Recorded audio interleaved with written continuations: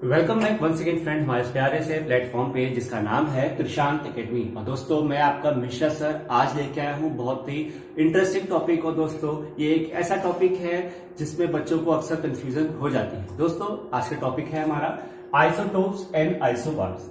ये दोस्तों 11th class का या आप कह सकते हैं 9th क्लास से ही केमिस्ट्री में ये स्टार्ट हो जाता है।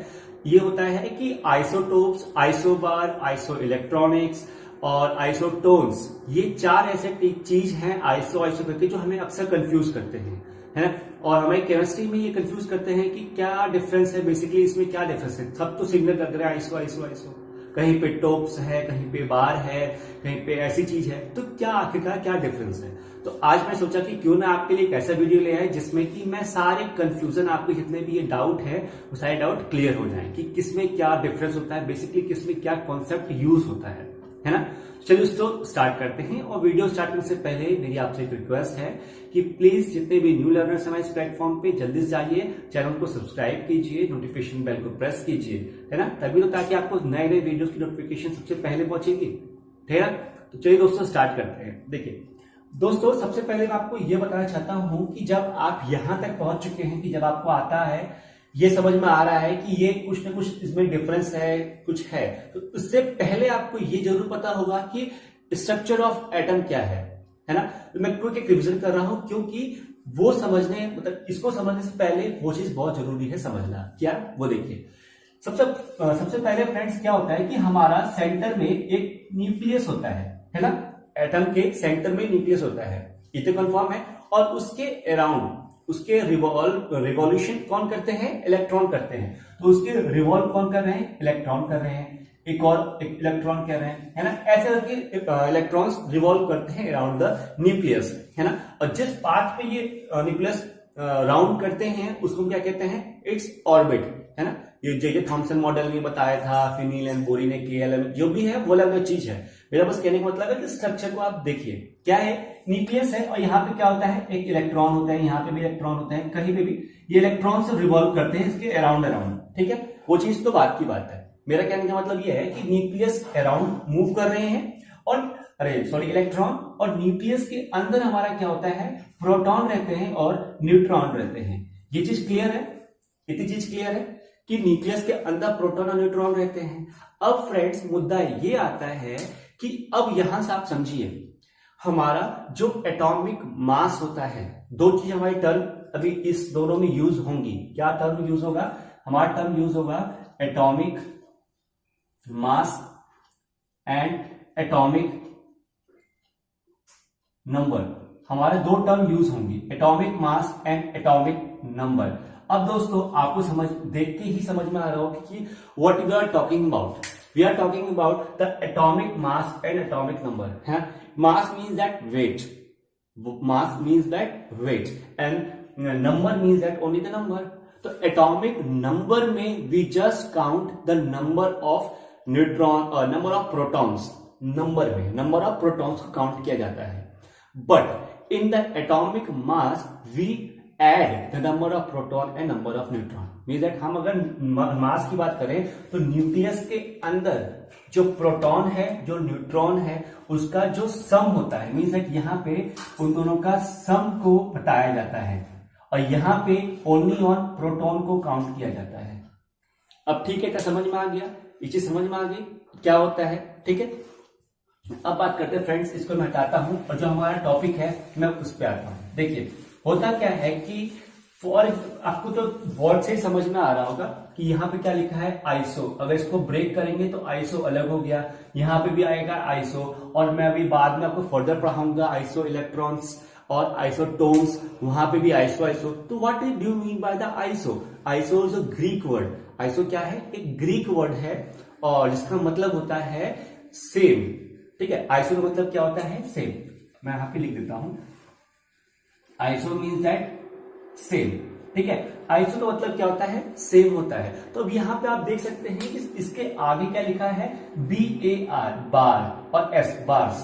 दोस्तों बार्स का मतलब क्या हुआ, वेट, ठीक है। बार का मीन्स दैट वेट। तो ऐसे एटम्स, ऐसे एलिमेंट्स जिसके जो वेट है जिसका वो सेम हो, तो atomic weight means that atomic mass. और कहीं कहीं पे इसको मास नंबर भी कहते हैं, तो वो चीज अलग है। एटॉमिक मास देखिए, ठीक है। तो ये आप डेफिनेशन यहीं से समझ में आ रही है।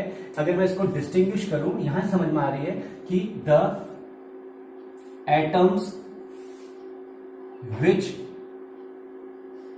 Have same atomic mass but different atomic number, ठीक है। और अगर मैं यहां की बात करूं तो मैं लिख सकता हूं यहां पे इसका ठीक अपोजिट होता है ना, अपोजिट होगा इसका। क्या होगा? The atoms which have same atomic number but different atomic mass, ठीक है। अब इसी का डिफरेंस हुआ ना कि हमारे पास यहां पे सेम एटॉमिक नंबर है बट डिफरेंट एटॉमिक मास है, यहां पे ठीक उसका अपोजिट है। अब फ्रेंड्स ऐसा कैसे होता है दोस्तों? फॉर एग्जांपल आप ये मान के चलिए कि हमारे पास, में एग्जांपल लेके चल रहा हूं, हमारे पास एक एलिमेंट ये ए है और दूसरा एलिमेंट क्या है? बी है। एक एलिमेंट ए है, दूसरा एलिमेंट बी है। इसके नंबर ऑफ प्रोटॉन कुछ है, इसके नंबर ऑफ न्यूट्रॉन कुछ है, सिमिलरली इसके भी और इसके भी हैं, ठीक है। मतलब प्रोटॉन कुछ है, न्यूट्रॉन कुछ है, इसके भी न्यूट्रॉन प्रोटॉन कुछ है, ठीक है। अब मैं ये कह रहा हूं, ध्यान से सुनिएगा, मैं ये कह रहा हूं कि इसमें दोनों में नंबर ऑफ प्रोटॉन सेम है, लेकिन नंबर ऑफ न्यूट्रॉन वेरिएशन है, जो कि ये है और ये है, डबल डैश है, ठीक है। एक सिंगल डैश है, मैं डबल डैश डिनोट कर रहा हूं कि नंबर ऑफ न्यूट्रॉन इसमें डिफरेंट है, इसमें नंबर ऑफ न्यूट्रॉन डिफरेंट है।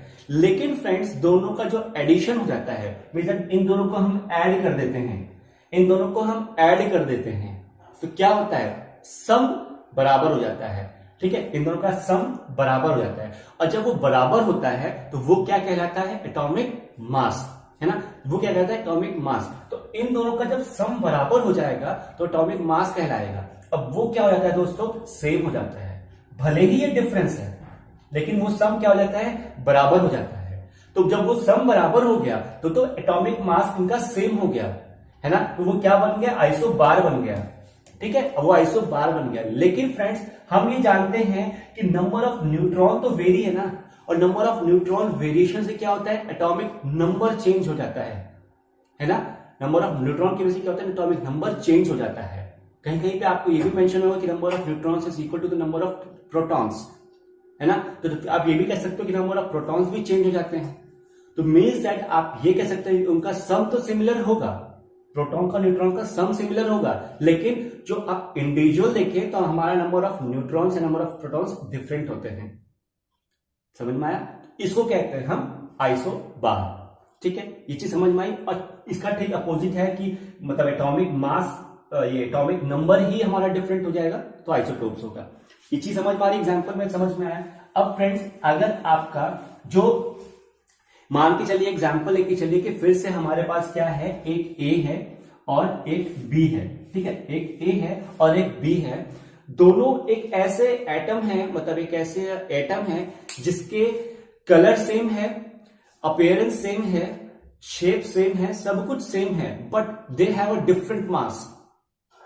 They have a different mass. एक मैंने ऐसा बॉल बनाया जो कि प्लास्टिक है, सेम कलर किया उसको, और एक बॉल है आयरन का, उसको सेम कलर कर दिया। दोनों का कलर सेम है, अपीयरेंस सेम है, शेप सेम है, लेकिन जब मैं उसको वेटिंग मशीन पे लेके जाऊंगा, तराजू पे लेके जाऊंगा, तो एक बहुत भारी हो जाएगा और एक बहुत हल्का रहेगा। वो क्या हुआ? उन दोनों का मास डिफरेंट हुआ। Means that their physical properties are same but their chemical properties are different. दोनों बॉल का शेप अलग हुआ ना, their physical properties are same. तो यहां पे वही होता है, इनकी फिजिकल प्रॉपर्टी तो सेम है, यहां पे फिजिकल प्रॉपर्टी तो सेम लग रही है, लेकिन their chemical properties are different. समझ में आया? ऐसे ही होता है दोस्तों यहां पे भी। यहां पे आइसो बार में क्या होता है कि है same atomic mass, their chemical properties are same but they are different in physical properties. और ठीक अपोजिट यहां पे होता है कि their physical properties are same but their chemical properties are different. पर क्योंकि उनका जो वो है मास है वो है अलग है। ठीक है, तो मैं यहां पे मेंशन कर सकता हूं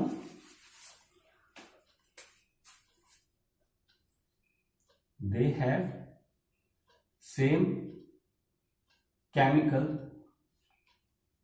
property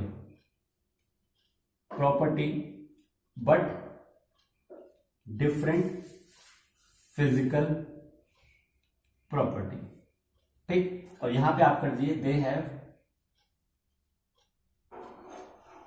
different chemical property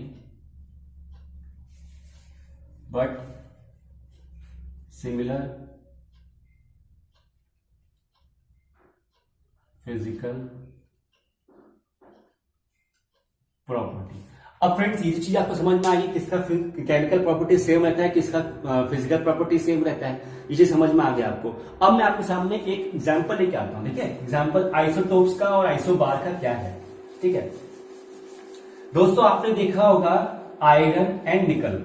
iron और निकल का जो आपके सामने वो रहता है एटॉमिक मास है, वो दोनों का क्या है, सेम है 58। ठीक है, आयरन का भी 58 है और निकल का भी 58 है। देखिए आयरन और निकल दोनों का क्या है 58 रहता है एटॉमिक मास। ठीक है, एटॉमिक मास दोनों का सेम है 58 है, लेकिन इन दोनों का एटॉमिक नंबर डिफरेंट है। इसका रहता है 26 और इसका रहता है 28। दोस्तों ये दोनों एग्जाम्पल हैं आपके आइसोबार के। लेकिन अगर मैं इसी के अपोजिट बात करूं, जो अभी हमने डिफरेंस देखा था, अगर मैं अपोजिट बात करूं तो हाइड्रोजन के दोस्तों हमारे पास 3 आइसोटोप्स होते हैं। एक हाइड्रोजन 1, हाइड्रोजन 2 और हाइड्रोजन 3 है ना। 1 2 3 करके होता है ना, ट्रिटिनियम, डिटेरियम एंड प्रोटीनियम, ऐसे करके इसके रहते हैं। सिमिलरली इसके कार्बन के भी होते हैं, कार्बन के भी रहते हैं आइसोटोप्स है ना।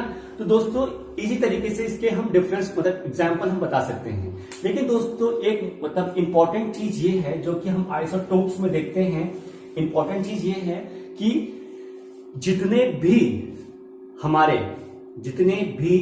हमारे आइसोटोप्स होंगे एक पर्टिकुलर एलिमेंट के, पर्टिकुलर एटम के, जितने भी हमारे आइसोटोप्स होंगे, अभी हमने उनके डेफिनेशन में क्या देखा कि उनका डिफरेंट एटॉमिक मास होता है। आइसोटोप का ये ना डिफरेंट एटॉमिक मास होता है, यही ना। अब फ्रेंड्स होता क्या है कि अगर डिफरेंट एटॉमिक मास हुआ और हम किसी एक पर्टिकुलर एलिमेंट का बोल रहे हैं कि एटॉमिक मास कितना होगा, तो हम किस आइसोटोप्स का लेके हम बोलेंगे कि ये एटॉमिक मास होगा, नहीं बोल पाएंगे ना। तो इसीलिए हम बोलते हैं कि कोई भी एक एलिमेंट के एटॉमिक मास वही होगा जो कि हर एलिमेंट के जो मतलब फॉर एग्जांपल आप देखिए, जैसे मेरा एक एलिमेंट है ए, इसमें आज अभी हमने देखा था कार्बन है। ठीक है, कार्बन है, उसके आइसोटोप्स होंगे, मान लीजिए उसके आइसोटोप्स हैं 2। ठीक, 2 आइसोटोप्स है, ये मान लो C1 हुआ और ये मान लो C2 हुआ। इसका एटॉमिक मास कुछ और होगा AM और इसका एटॉमिक मास कुछ और होगा AM, मतलब A12 AM ऐसे करके होगा। तो अगर मैं ये कैलकुलेट करूं कि कार्बन का कितना एटॉमिक मास होगा, तो वो दोस्तों इन दोनों एटॉमिक मास का एवरेज होता है। क्या है, इन दोनों एटॉमिक मास का वो एवरेज होता है। अब ये कॉन्सेप्ट आपके एनसीईआरटी में लास्ट पेज जो है आपका, इस चैप्टर का जो लास्ट पेज है उसके आपके लेफ्ट कॉर्नर में वो दे रखा है। क्लोरीन का एग्जांपल लेके 35 पॉइंट ये और 37 करके कंबाइन करके उन्होंने एक एवरेज मास निकाला है। ठीक है, तो आप वहां से उस कॉन्सेप्ट को आप देख सकते हैं कि always we calculate the average of any element, average of any isotopes. ठीक है, ये चीज समझ में आई। तो आज हम लोगों ने क्या सीखा है बेसिकली कि आइसोटोप्स किसे कहते हैं, आइसोबारिक किसे कहते हैं और क्यों कहते हैं। स्ट्रक्चर ऑफ एटम से लेके हमने वो सीखा है कि प्रोटॉन और न्यूट्रॉन कहां होते हैं, क्यों वेरिएशन आता है और कैसे होता है, और अगर मास वेरी करता है तो फिजिकल प्रॉपर्टी, केमिकल प्रॉपर्टीज में कैसे चेंजेस आते हैं। ठीक है, एग्जाम्पल भी देख लिया कि आयरन और निकल किसका एग्जाम्पल है, आपका किसका एग्जाम्पल है, ये आइसोबार का है। और हाइड्रोजन और आपका कार्बन और आपका कैल्शियम वो है आइसोटोप्स के एग्जाम्पल। ठीक है, और फ्रेंड्स हाइड्रोजन और कार्बन इन दोनों के तो आइसोटोप्स हैं, उसको आपको लर्न होने ही चाहिए उनके नाम। और कैल्शियम का जो बता रहा हूं वो आपके एनसीईआरटी बुक में है और उसको आप जरूर से जरूर लर्न कीजिए। और आपके लिए एक होमवर्क है कि वो कैल्शियम के जो 2 आइसोटोप्स उनके जो मास है, उनका जो एवरेज मास है, वो आप कमेंट सेक्शन में जरूर मेंशन कीजिए। ठीक है फ्रेंड्स, इतना आप करिए और बाद में हम मिलते हैं। बाद में नेक्स्ट वीडियो में मैं आपको बताऊंगा कि आइसो इलेक्ट्रॉन्स और आइसोटोन्स और इन तीनों चारों में क्या डिफरेंस है। एक वीडियो में उसको जरूर लेके आऊंगा। ठीक है फ्रेंड्स, तब तक के लिए टेक केयर, बाय बाय। आप रिवीजन कीजिए, प्रैक्टिस कीजिए और साथ ही साथ आप एटॉमिक जो मास है, एटॉमिक मास है इसका क्या सिंबल होता है और एटॉमिक नंबर है इसका क्या सिंबल होता है, ये दोनों भी कमेंट सेक्शन में जरूर मेंशन कीजिए। ठीक है दोस्तों, तब तक के लिए टेक केयर, बाय बाय।